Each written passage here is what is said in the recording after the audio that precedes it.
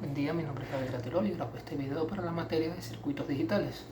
De este lado, como podrán observar, de alguna manera poco pero se ve mi material de apoyo, pero de todos modos he dejado este espacio para posteriormente en edición agregarlo. Hoy vamos a hablar sobre las bases de la electrónica digital y los sistemas numéricos y esto cómo nos afecta.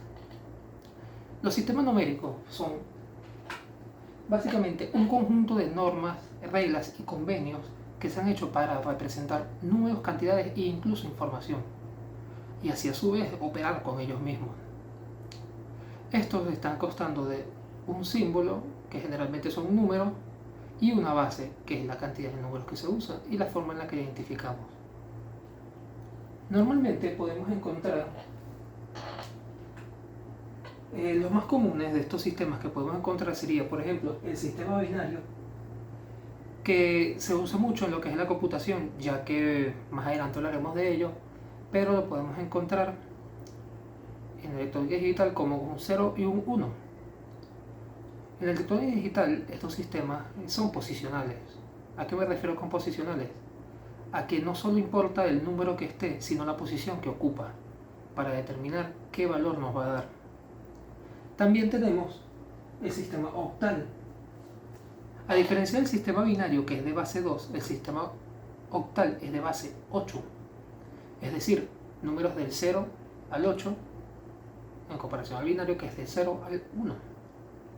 Y también tenemos el sistema hexadecimal, que es, como dice su nombre, consta de 16 símbolos, que sería del 0 al 9 y de la A a la F. Así sucesivamente, continuando, haciendo el 10, la B el 11, hasta el número 16. ¿Qué importancia tiene cada uno de estos sistemas y qué los relaciona entre sí? Bueno, el sistema más básico y el más usado, el más de todo, es el binario.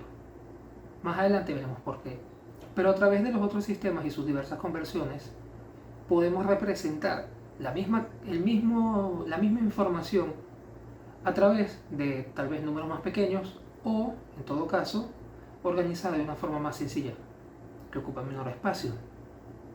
Por ejemplo, el sistema hexadecimal se usa principalmente en la parte del diseño para determinar los colores, que vienen siendo combinaciones de números y letras que no superan la F.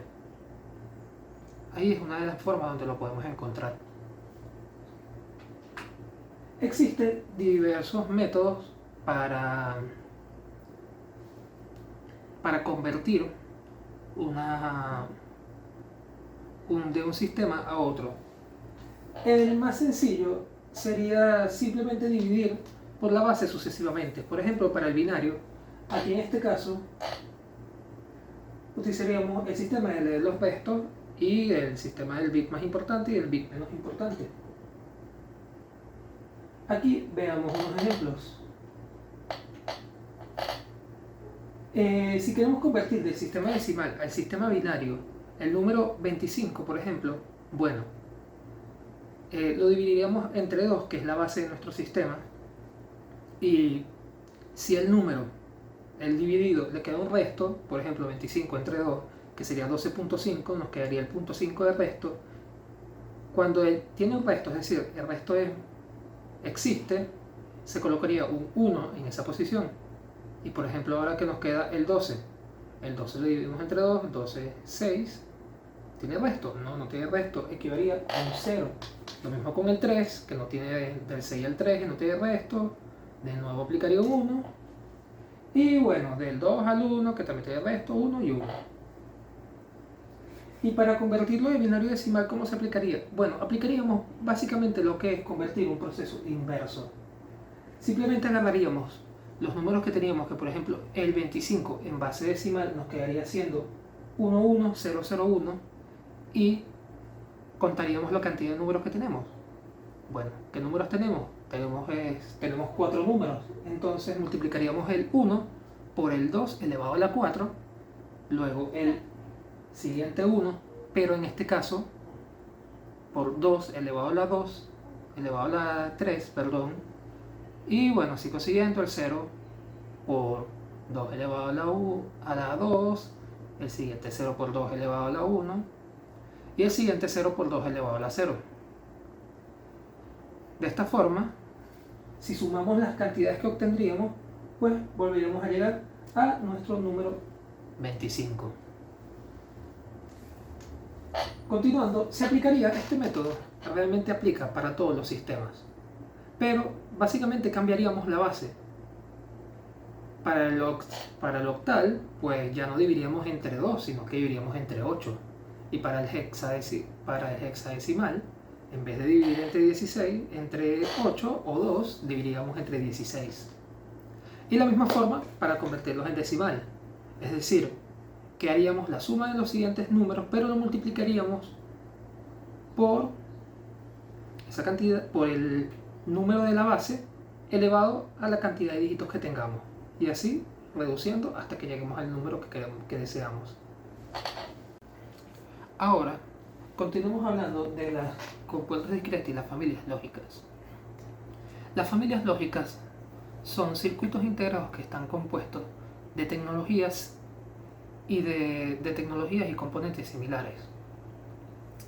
Esto así permitiéndole asegurar una intercomunicación entre sí, entre componentes similares, sin necesidad de un circuito intermediario o un circuito interfaz. Principalmente tenemos la familia TTL, que es transistor logic, que son básicamente circuitos integrados creados puramente con transistores BJT. Como ventaja tienen es que son muy rápidos, su tiempo de respuesta es muy veloz, pero su desventaja es que el consumo de energía es bastante alto, inclusive estando en reposo.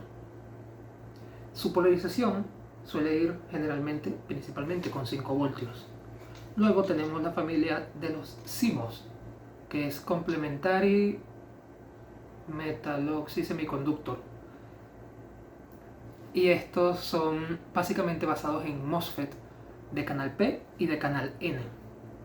Su gran ventaja es su bajo consumo energético, ya que en estado de reposo consumen prácticamente nada. Su desventaja es que son naturalmente más lentos por el tiempo que lleva a cargar ese campo que existe entre los canales.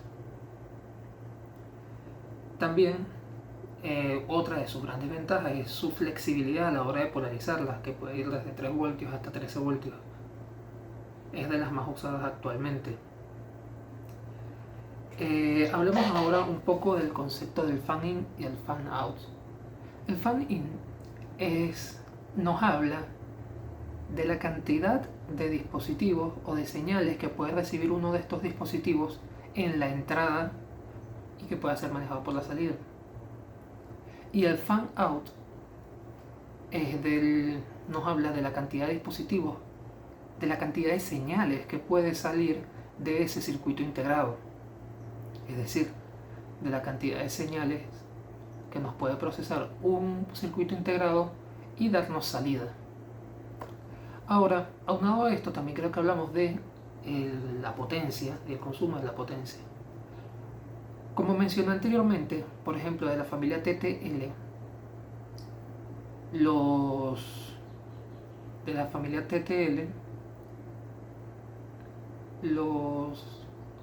que están hechos con transistores BJT, tienen un consumo de energía muy alto. ¿En qué se convierte eso? En disipación de calor. Una parte de la energía utilizada en estos circuitos se pierde como calor en el ambiente. Por lo tanto, requiere de sistemas de refrigeración un poco más especializados. Quiero poner, por ejemplo, en mi computadora, básicamente tenemos un sistema complejo de circuitos integrados que consume muchísima energía y por lo tanto expulsa mucho calor. Por eso requiere básicamente sistemas de disipación, cantidad de veces más grande que el pequeño chip que refrigera. Para dimensionar esto, es importante, me gusta reconocer que hay incluso circuitos integrados como procesadores CPU o GPU de alta gama que pueden consumir en potencia medida en vatios, prácticamente lo mismo que, por ejemplo, una bomba de agua, medio HP. Pese a que nosotros vemos un encapsulado de pulgada, 1 pulgada por 1 pulgada, realmente lo que es el chip son unos pocos milímetros por los que circula tanta energía que por ende se va a perder una parte en calor. Pero es tanto calor que circula en una pieza tan pequeña que es muy importante buscar cómo disiparla. No sé si han tenido la oportunidad de abrir un amplificador de sonido y se darán cuenta que los transistores VJT que se pueden encontrar en serie también se encuentran muy bien refrigerados, ya que la cantidad de potencia que deben transmitir es tal que la cantidad de calor que generan es muy alta, como veníamos comentando, a través de estos circuitos integrados basados en transistores que pierden una cantidad de energía bastante considerable. Antes de continuar con el siguiente tema, que serían las compuertas lógicas, hablemos un poco de cómo trabaja una compuerta lógica. Básicamente una compuerta lógica, volvemos ahora al tema del binario. Trabaja con una señal lógica positiva o una señal lógica negativa. La señal lógica positiva reconoce un nivel alto de voltaje, que generalmente el voltaje lógico, el 1 lógico que se le suele conocer, sería igual a 5 voltios. Y el voltaje bajo y el nivel bajo sería básicamente la caída a tierra, que serían 0 voltios. Entonces, básicamente ahí nos estaríamos definiendo que un 1 son 5 voltios o simplemente un canal energizado, y un 0 pues sería el canal de a tierra o sin energía. De esta forma también tenemos la versión inversa, que sería nuestra lógica negativa, donde el nivel alto sería 5 voltios, es decir, habría tensión, sería 0 voltios, es decir, que cuando no haya tensión se va a ejecutar una señal. Y el nivel bajo pues sería ya tensión, que generalmente, como ya les venía comentando, sería 5 voltios, que sería un 1. Básicamente, como el 1 y el 0 lo interpretaría nuestro ordenador a través de las señales eléctricas. Por eso es que se dice que la lógica de toda la computación moderna es el sistema binario. Y a través de las distintas conversiones se puede manejar información de números que sean gigantes en datos mucho más manejables.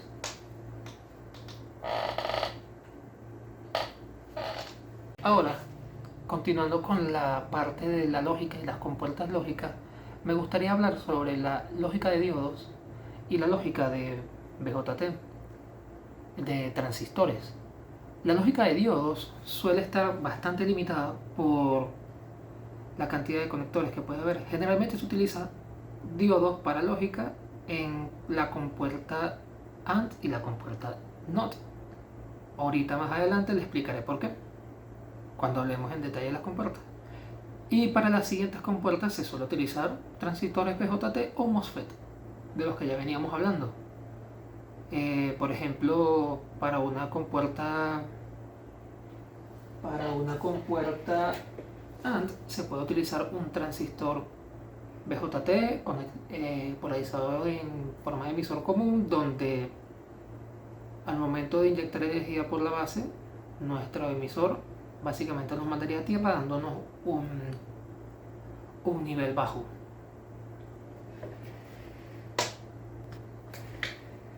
Ahora hablemos en detalle sobre las compuertas lógicas y su tabla de verdad. Empezando por la compuerta AND. La compuerta AND básicamente solo nos da salida 1, nos da una salida de voltaje alto, de nivel alto, cuando las dos entradas son de voltaje alto. Es decir,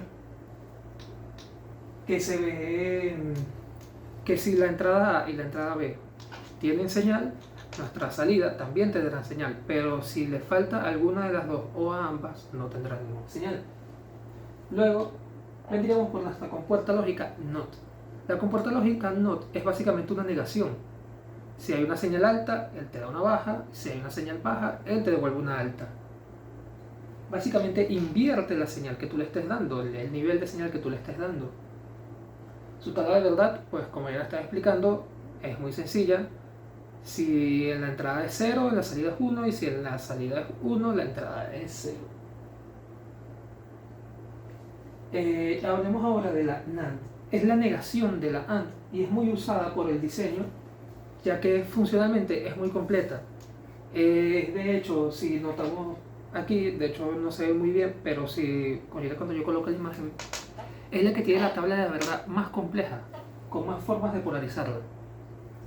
Al ser la negación de la AND, nos damos cuenta que para polarizarlo, o sea, es decir, para que nos dé una señal alta en la salida, básicamente se tiene que cumplir la condición de que sus entradas sean diferentes. No importa que ya sea la 0, la entrada sea 0 y la primera positiva, mientras sean diferentes, ellas van a ser diferentes de 1. De hecho, ella nos va a dar una salida positiva. Luego tenemos la compuerta lógica NOR, que es la negación del OR. Es decir, que ella nos va a dar señal siempre y cuando las dos entradas sean negativas. Cualquier cambio al respecto no los afectaría. Y finalmente, hablemos de la compuerta OR. Básicamente nos habla de que si las entradas difieren, mientras las entradas difieren, él nos va a dar 1. Es decir, que para 0 con 0, para entrada A y B 0, la salida va a ser 1. 0 para entrada 1 y 1, para entrada A y B 1, nuestra salida va a seguir siendo 0. Pero si es diferente de alguna manera, sí nos va a dar un nivel alto de salida. Ahora, hablemos brevemente sobre los circuitos combinacionales. Los circuitos combinacionales, como lo indica su nombre, son circuitos creados por la combinación de distintas puertas. ¿Cuál es su gran objetivo? Bueno, el gran objetivo de estas es realizar álgebra booleana. Es decir, su principal función son funciones booleanas. Como un ejemplo tenemos el sumador medio o el half-adder, que básicamente estaría utilizando como entradas A y B la compuerta A, la compuerta SOR y la compuerta AND. Ligado a esto, y inherentemente creado y que viene de la mano de la álgebra booleana, tenemos las formas canónicas. Las formas canónicas son dos. Esta viene siendo la forma canónica SOP, que utiliza lo que serían minterms, o los mintérminos, que es el término que he escuchado en español, donde cada minterm es una conjunción que vale 1 para una combinación de entradas. Es decir, que todas van a converger en un 1 para dependiendo así la combinación. Y la forma canónica POS es el producto de maxterm o maxtérminos que he visto, como comentaba, en español, donde cada maxterm es una disyunción que equivale a 0 para una combinación dada. Hablemos un poco sobre el semisumador. El semisumador. El semisumador es un circuito combinacional básico, de hecho el más básico de todos, que suma 2 bits de entrada, un bit A y un bit B, y produce una salida que sería la igualdad o una suma. Su tabla de verdad viene dada por, dependiendo una suma y un carry, que sería un acarreo. Su tabla de la verdad, a diferencia de las tablas de las verdades que veníamos viendo solo con 3 términos, esta tiene 4, que sería el bit A, el bit B, la suma y el acarreo y el carry. Para entrada 0 y 0, nuestra suma y nuestro carry naturalmente será 0. Para entrada 0 y 1, nuestra suma será 0 y el acarreo nuestra suma será 1 y el acarreo será 0. Para entrada 1 y 0, volvemos a obtener lo mismo, de suma 1 y de acarreo 0. Pero para entrada 1 y 1, la suma será 0. Y el acarreo 1.